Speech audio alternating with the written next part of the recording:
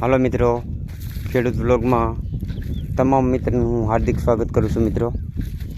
પહેલાં તો બધાને જય સિયારામ મિત્રો. આજે આપણી વાડીએ હળવા આવી ગયા હતા. હળવામાં જમીન 2-3 પ્રકારની છે. આજે અત્યારે ચાલો જાઉં એ થળિયાટી જમીન છે મિત્રો. અને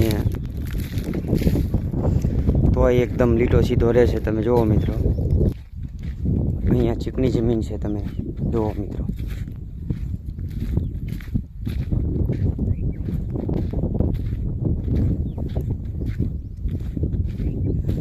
એકદમ સ્ટળ જમીન છે, કડક.